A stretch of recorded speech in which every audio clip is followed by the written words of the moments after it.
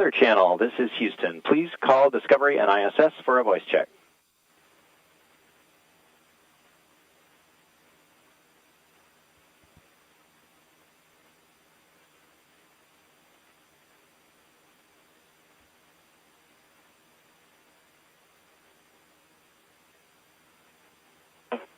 Discovery, this is the Weather Channel. How do you hear me? We hear you loud and clear. Welcome aboard the International Space Station. All right, great. Thanks, guys, for joining us today. I guess tomorrow is the first of two historic space walks. How do you prepare for this type of mission?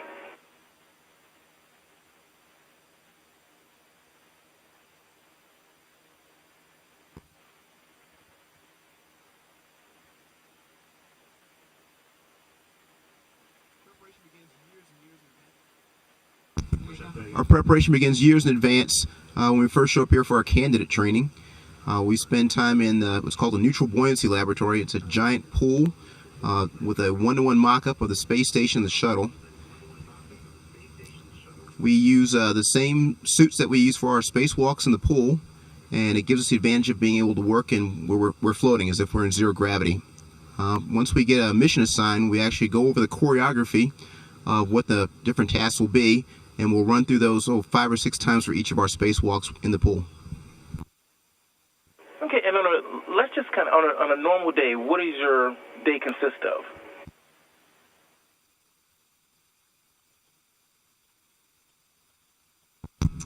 Well, a normal day on the space station and on the shuttle varies. So we have a big schedule. A lot of us are going and doing different things, but a typical day, we're doing maintenance. We have a lot of cargo that we're transferring over to space station. There's things that we want to bring down as well. On our flight yesterday, after we docked, we had to transfer ELC-4, which is basically a big pallet that's in the bay that's going to hold the equipment on the outside of the space station. We're carrying on the in the payload bay of the shuttle a PMM, which is a big container that a module that we're going to attach onto the space station. So there's a lot of things that we do from day to day. So each of our days is different, but they're all fun. Okay, and what do you hope to accomplish from this mission?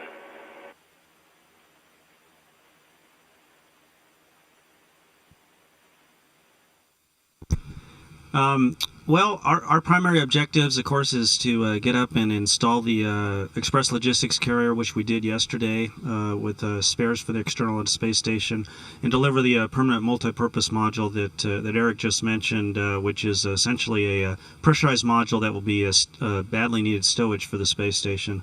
In addition, we're doing some spacewalks to do some cleanup activities, some more assembly work, and a lot of robotics operations to support that. So I would say those are our primary objectives: is to outfit the station best we can here as we approach the end of the shuttle program, get as much upmass as possible to them, and situate the space station to keep flying out to 2020.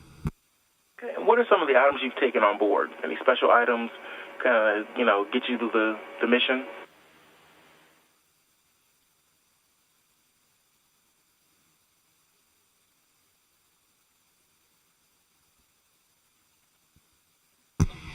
Well, of course, we have all the manifested items, which Steve and Eric mentioned, the things like the big modules and that kind of thing. But we also have food items that we bring. We've got one special meal that we've prepared that hopefully we'll enjoy on Flight Day 8 with the station crew, special foods from the ground. And then each of us tries to bring something from home to have up here with us. But mostly, without bringing anything, this is just an amazing place to be, and it's the stuff that's around you here that I think that we appreciate and enjoy the most. Okay, and last question. How does it feel overall to be on such a historic mission?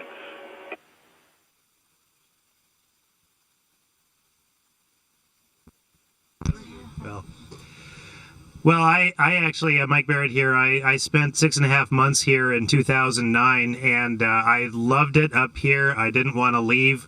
So for me, the mission has a lot of meaning. It's a return, and just getting back to this magnificent stack has been incredible. It's a little bit bigger than I left it.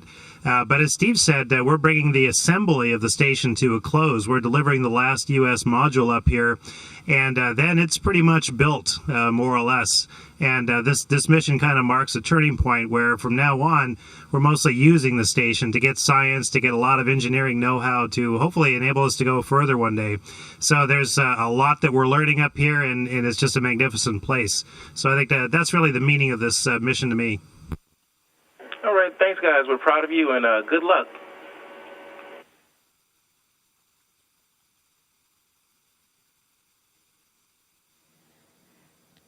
Discovery ISS, this is Houston ACR. That concludes the Weather Channel portion of the event. Please stand by for a voice check from WBZ Radio.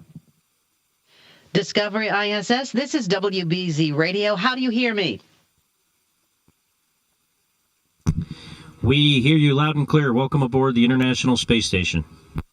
Glad to be here. I'd like to begin with a question for Shuttle Commander Stephen Lindsay. It's now day 4 of your scheduled 12-day shuttle mission. You've brought with you this time not only a logistics module for doing more experiments on board the space station, but also a human-like robot, Robonaut 2. What is R2, and how will it be used? Robonaut 2 is essentially, it's in cooperation with NASA and General Motors, but it's a technology demonstrator. It's a human-like robot, at least from the waist up. And the intent by bringing it up here is they're going to install it, and they're going to start doing some basic tasks with it to see how it works in space, and also to look at it operationally and decide, how would you best use a human-like robot in space? What sort of tasks to use it for? So it's a technology demonstrator, doing a little bit of science with it, and then a lot of operations with it to determine in the future, is there a place for a human-like robot in space to help us? And if so, then how would we use that? A follow-up for Commander Lindsay. This is your 5th shuttle mission, the 3rd aboard Discovery. As you lifted off last Thursday, what were your thoughts as Discovery began its final mission after 27 years of flying? Well, I think all of the crew has had a lot of thoughts about this being the last flight of the Discovery, as well as the tremendous folks on the ground that have been helped out, thousands and thousands of workers that have really worked on the vehicle since about 1984. So we all think about that, but the truth is, once we get close to launch countdown, we're not really thinking about Discovery's last flight. We're thinking about doing our job. So honestly, from prior to liftoff on through liftoff and ascent, we're primarily focused on our jobs. Having said that, it's a real privilege to be on this last flight of Discovery, and I have flown her 3 times now, and she's just a great vehicle still. Here in Boston, we're quite interested in our 2 local astronauts, mission specialist Stephen Bowen of Cohasset and flight engineer Katie Coleman of Shelburne Falls. First, Katie, I saw in one interview that you did that you play the flute in space, continuing to keep up hobbies from home. Describe the camaraderie, if you will, aboard the space station, especially when you have new guests. It must be a red-letter day when a new shuttle crew arrives. Well, there's 6 of us aboard here before STS-133 showed up. 2 Americans, 1 Italian, 3 Russians. And, we're all different kinds of people, but we have a common goal, and that is to live and work in space and see what, see what great things that we can do from here. To me, it's just it's a marvelous place to live and work. And when these folks showed up, I'll tell you, I didn't realize maybe that I'd been a little lonely until you got here. And it's just so nice to see other people and talk about different things, and also just bring some new perspective and new excitement. Even on a place as marvelous as the space station, sometimes you wake up going, okay, it's another day in space. And I think new folks bring a perspective that we're really pretty lucky to be up here in such a special place. This question is for Mission Specialist Stephen Bowen. You have 2 spacewalks scheduled. Outline what your objectives are during both. Well, tomorrow we'll have our first spacewalk, and our objective tomorrow is really to set up so they can install the PMM the following day. After that, we're going to reposition the pump module, which failed this summer. We're going to put it back to its carrier, basically, where it'll be taken down on a later flight. And then after that, we'll be moving on to a lot of cleanup tasks if we have the time. Those are the 2 primary objectives for tomorrow. The next EVA, we're kind of all over station. Al's on one side, I'm on the other. We have a carrier that's coming off to Columbus, is going back to the payload bay. Al's got a lot of work to do on the back side of the truss, trying to repair some radiator beams that didn't quite fit the last time somebody tried to fix them, so Al's got that on his plate. So really, it's a lot of tasks all over the station. You were assigned to this mission after a fellow astronaut, Tim Coper, was scratched following a bicycle accident in mid-January. Did the relatively short notice make it more difficult to prepare? Well, yeah. Obviously, there's a lot of things I don't know that I'm trying to catch up that are specific to this mission. But these guys have been training together for so long, and they know this mission so well. They've been able to pick up the slack that I kind of brought on board. And they've got me covered pretty well. Plus, they've put together these EVAs so well. The choreography is so clean. Tim and Al did such a fantastic job, as did the guys on the ground, the training and engineering support,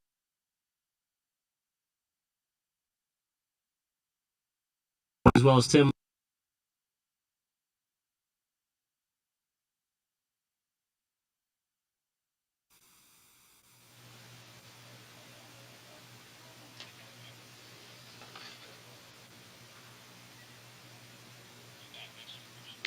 Stephen, do you look for home, Boston, as you circle the Earth?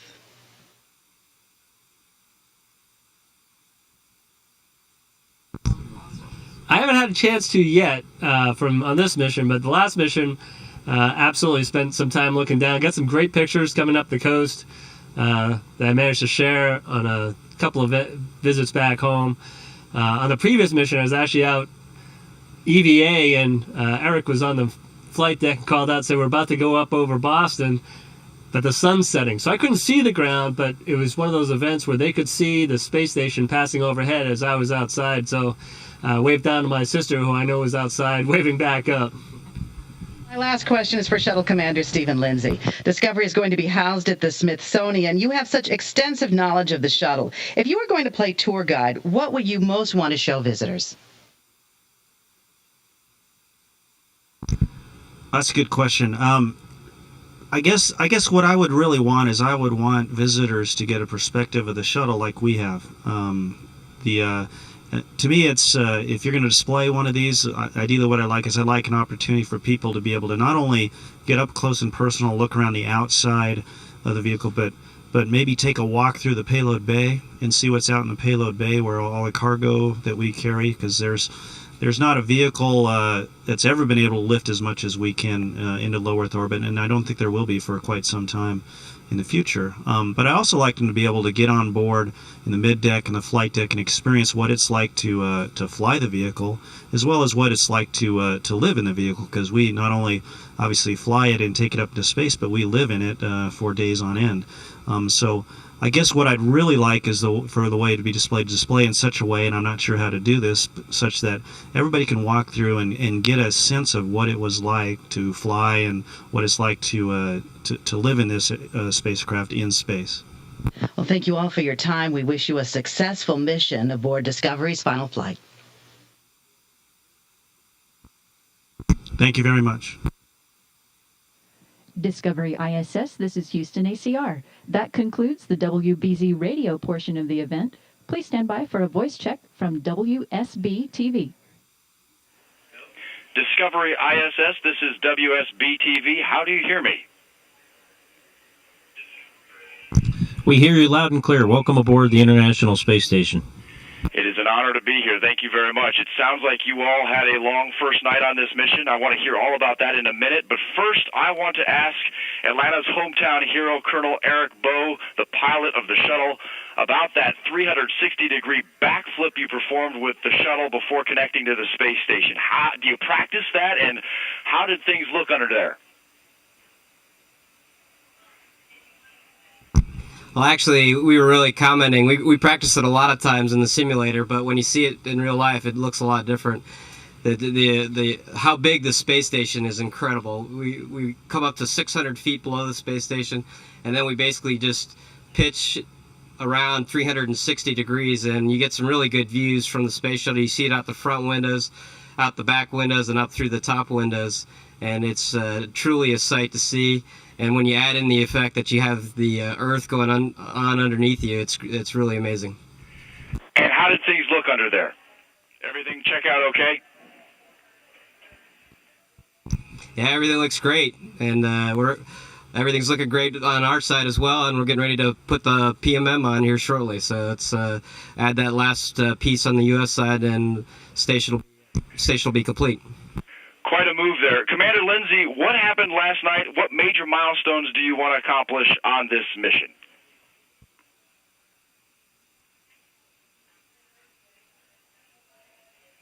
Well, we went a little late last night.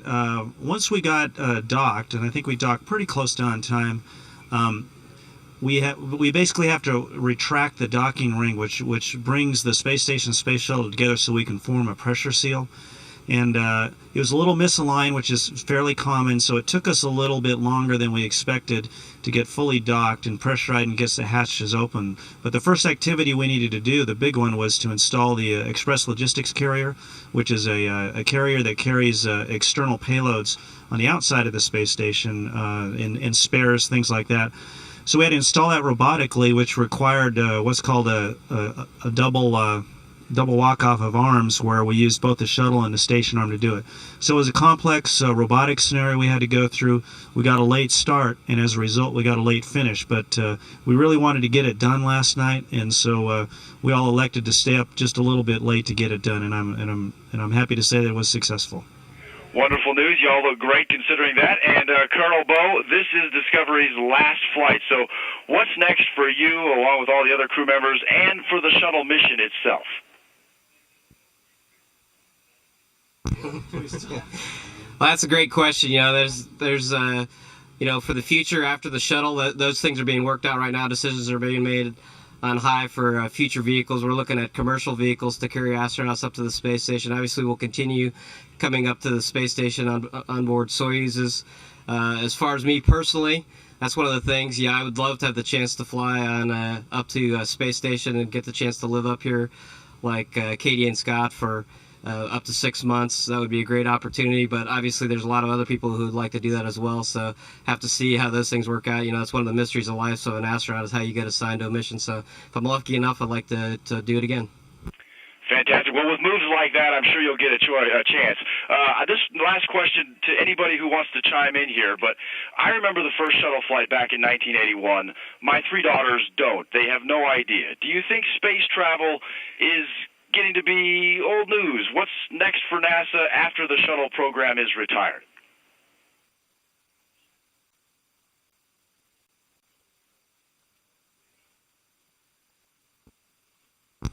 Well, I think the objective that NASA set out back in '58 was that space travel shouldn't really be news after a while. It should be part of our routine existence. And so to think that we've had the space station continually inhabited for the last 10 years, so there are 5th graders who've never known the space station not to be in space with astronauts on board, I think is a major success, a milestone for NASA. So what I look forward to in the future is when space travel becomes routine. Just as back in the 1930s only daredevils and barnstormers took to the skies, and now we have everybody flying around on airlines. At some point, before these children become old, we should have routine travel, people above the planet here, and above Earth here, and maybe traveling out to the moon. For NASA, I think to push out into the solar system is what's next for us. To go to the moon, go to Mars, the asteroid belt, to go and explore, to push out the frontiers, which we've been doing since 1958. Commander Lindsay, I know I'm running out of time, but tell us finally what you hope the shuttle will be remembered, how it will be remembered, especially as it goes into the museum.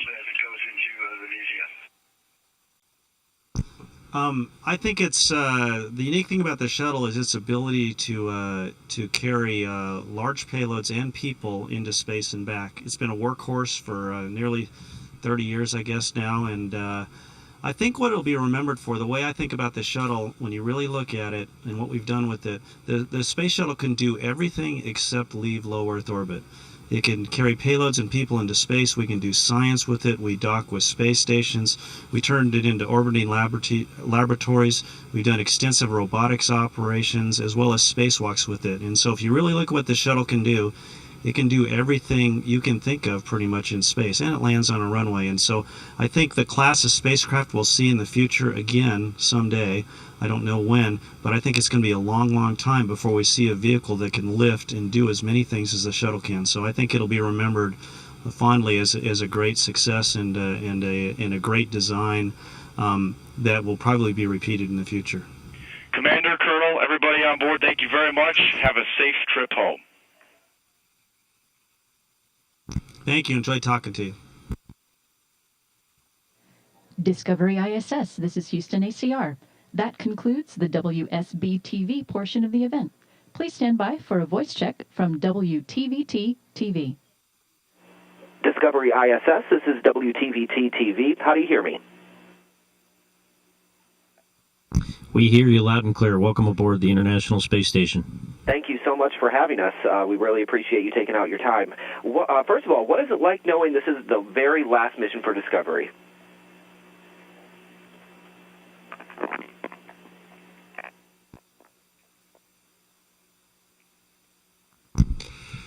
Well, Discovery is a really historic vehicle in a lot of ways. It took its name from a lot of ships of exploration over many centuries, and it comes with a pretty rich heritage, and it's really lived up to that. And when you think about when you retire a vehicle, usually it's when it's old and dilapidated, but Discovery is at the top of her game. She just performed magnificently getting us up here, and that's pretty much what you need for spaceflight. It's where technology has to work at its cutting edge. And Discovery's still doing that, so I think we're all going to be kind of sad to see it go. But I think it needs to be replaced by something that can do more things, different things, and we're going to remember Discovery and all the shuttle fleet, I think, is the most capable vehicles that have ever flown in space. Well, tomorrow is your mission's first big spacewalk, and the question is for Mission Specialist Steve Bowen. You were a latecomer to this mission since Timothy Copra broke his leg before the mission. Did he give you any sort of pointers before you left? Actually, Tim's been integral to my learning the spacewalks. He's been out at our NBL runs. I've visited him several times, talked to him on the phone, trying to make sure I understand the procedures. You come in late, and Tim and Al had already choreographed these procedures and were ready to run them months ago before the first delay. So stepping in late, I'm relying on their choreography, and so I'm learning from them. Well, this question is for Mission Specialist Nicole Stott. We're very proud to have you as our hometown astronaut. Is your family keeping tabs on you, and how do you communicate with them? Yeah, of course they're keeping tabs on me, and thanks for following the missions again. We have a number of ways to communicate from up here. One is via email, which we uplink and downlink several times a day, so we use that. But also, now that we're here with the space station, we have an IP phone, basically a phone through the computer and the satellite system that we can use to call home, and that's probably the best way, along with the coverage from NASA TV. But really a good platform up here for staying in touch with your family. Well, Nicole, do you think growing up in Florida made you more interested in space since you were geographically so close to the shuttle program and NASA? Yeah, I think that it probably did. It certainly puts it right out there for you. You can't help but be excited about opportunities that you have right there for yourself to see launches, to know that the Kennedy Space Center is over there, and I was very fortunate as well to have a father who was very passionate about flying and got me interested in that, which then kind of evolved into the spaceflight thing as well. So I think being in Florida definitely helped. Well, very nice. Is there anything you'd like to say to your family and friends in Tampa Bay?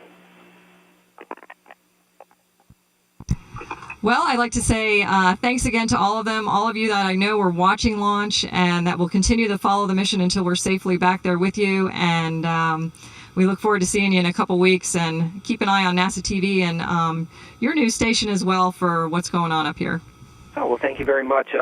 We have a question for everybody. What's it like staying at the International Space Station? Is it more like a Motel 6 or more like the Ritz? What's it like up there? Ritz, baby. Very nice. And one more question. Do you guys have the ability to watch the Oscars tonight, or are you even interested? Will you be watching if you can, or is it mostly just get updates? Or how do you guys get information like that up there?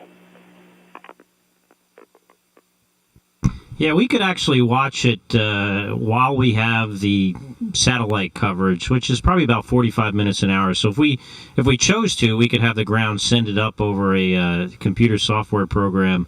And I really wasn't aware that it was tonight, but potentially we could watch it if we weren't working. Sure, I'm sure it's not the most pressing thing on your mind right now. But we thank you for your time. We hope you guys have a successful mission. Thank you for taking the time out to be with us today. You're very welcome.